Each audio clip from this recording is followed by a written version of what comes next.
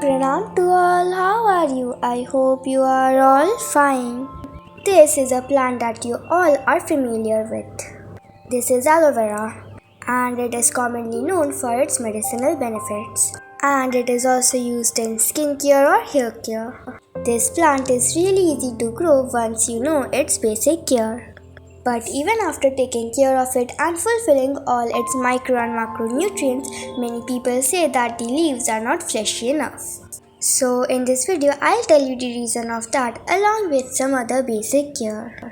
We had planted the plants that you're seeing in the video a few days ago in these bags.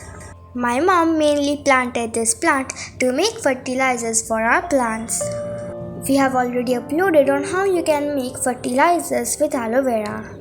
We have also uploaded how you can make tea from aloe vera flowers and how you can make homemade masks from these aloe veras as well. As you can see in the video, we have taken 5 inches pots. We are actually going to plant new aloe veras from one aloe vera plant. Now let me tell you the first reason why your leaves aren't fleshy. It may be because the soil is not well draining soil. As the plant is kind of a cactus plant, it does not need much water, so a well-draining soil is perfect for this plant.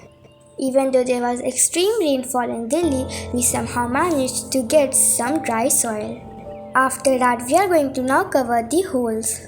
You can use brown paper, cardboard, cotton and even jute bags.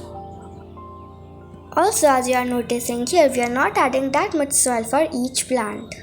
This is because the aloe vera plants do not need that much soil. Next, we collected some healthy plants from one mother plant. And now we are going to plant them separately in one pot each. Also keep in mind, after planting any plant, we water that plant. But here we are not going to water this aloe vera plant. And this may be a cause of not getting fleshy leaves. And we'll only water after the soil is completely dry after planting. Or else, if you water while the soil is wet, this plant may get root rot. Oh, and look at this, my mom planted some aloe vera plants in some water bottles.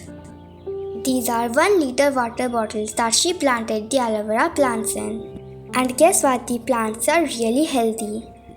So you just have to give it well-draining fertile soil, less water and a good amount of sunlight, and that's enough.